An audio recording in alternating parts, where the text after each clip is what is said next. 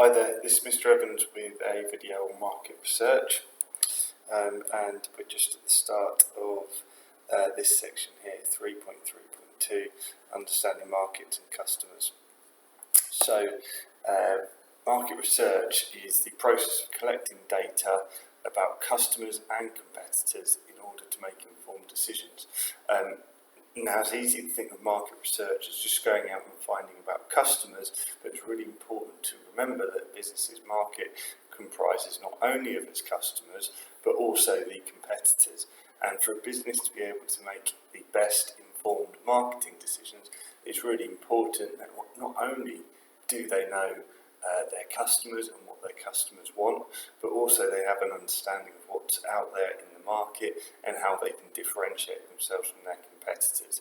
So any good market research will also include some research into what their competitors are doing. Sorts of decisions that can be made with market research: well, product development decisions, finding out what's already available in the market, finding out what consumers want, and then trying to put something together that will differentiate an organisation from its competitors and meet consumers' needs.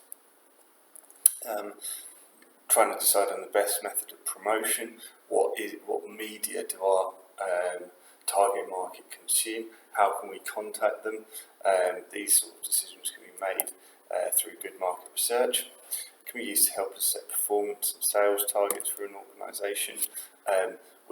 It can help us to determine production levels. Okay, so that concept that you see in operations of matching supply to demand, if we've got a good idea of what our demand is, we'll be able to hopefully match our production levels to meet that demand. And finally, budget allocation.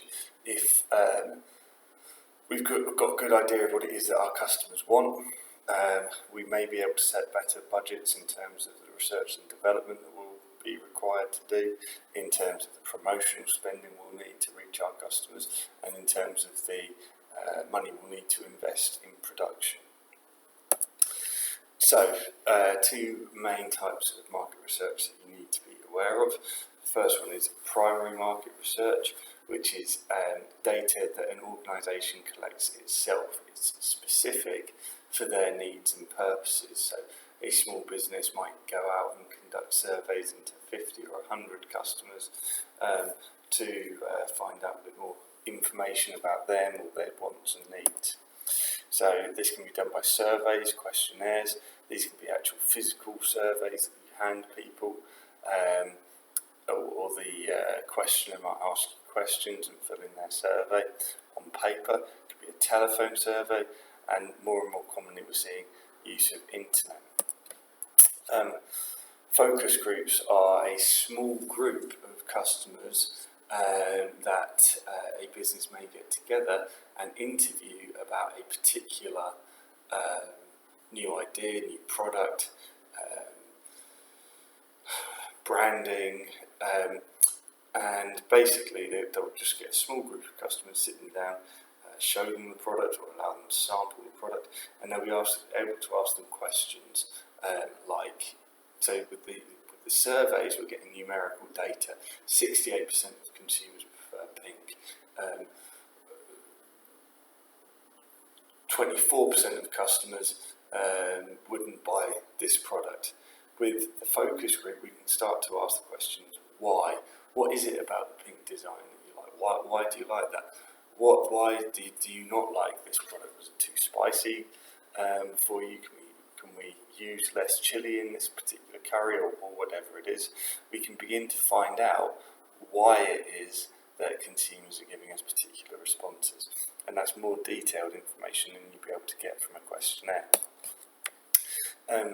Businesses regularly conduct observations of consumer behaviour. You could argue that when the waiter comes and asks you when you're having a meal in a restaurant, how is everything? Is it okay? This is a form of market research. They're trying to find out information about how consumers are reacting to their products so they can make better decisions in the future.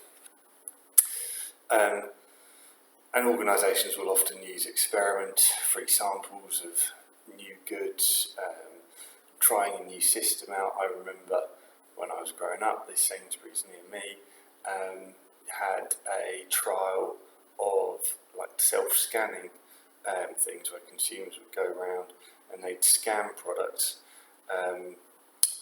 as they were doing it, and then you just get to the checkout, you'd hand over your scanner, and it made the checkout process much quicker. I don't think it was rolled out across many stores in the end, but that was an example of them using an experiment in a small number of stores to see how consumers reacted. So primary research is collected first hand, it's specific for an organisation's needs, they know what they're trying to achieve with their research and they go out and do it. They can target it towards a specific group of customers, maybe customers that they already have, or customers in a particular target market that they're trying to move towards serving. And primary research should be up to date and modern relevant. However, it can be time consuming to do, therefore it will be expensive because we need to pay our staff to collect the market research and, more importantly, analyse it once it's collected. And there's the risk that primary research will be biased. If you've got a manager or a group of employees that are particularly keen that products should be launched or customers will like this, they may be, they may have their blinkers on, they may not be able to collect research neutrally. They're trying to put their own spin on it for various reasons. So secondary research is data that a company uses but it's already been collected by another organisation.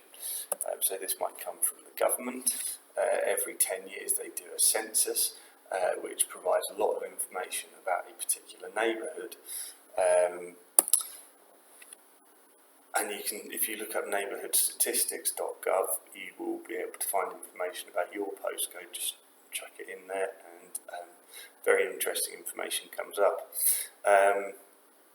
There are specific organisations that actually conduct research and conduct an annual report into, say, the gym industry or whatever it is. And then there's various organisations, one of them is Mintel, and those reports can be bought. They're quite expensive, but there's a lot of advantages which I'll come on to in a minute. You can obviously use competitors' websites, and newspapers, trade magazines are a good source of information as well. So secondary research, for example, those market intelligence companies I was talking about, they are very likely to be more comprehensive. This is all those organisations do. They collect national data rather than local data, which may or may not be useful. So it's going to cover a lot more data points. It's a legal responsibility to fill in the government's survey census data, so everyone does it, so there's quite a lot of research out there, and it's very time saving for an organisation to be able to use data that's already out there. However, you would want to know information about the exact source of the information, how the data was collected, and that may not always be clear. It could be out of date, so the census is conducted once every 10 years, a year ending in a 1, so I'm recording this in 2017. The data that was collected in the 2011 census is now 5 years, 6 years out of date. So how useful is that information going to be for me as a business owner in terms of making decisions? And it's not specific to my needs. Just knowing about people's incomes, education levels, things like that that are provided in the data may not be relevant. Knowing what is going on in the gym industry nationally may not be relevant for what's going on in the gym industry in the area that I'm looking to open up my business. So It's not always specific to an organisation's needs, and of course, for buying the Mintel reports, they're much cheaper than it would take to conduct that research itself, but they can be expensive. So that's a brief introduction to market research.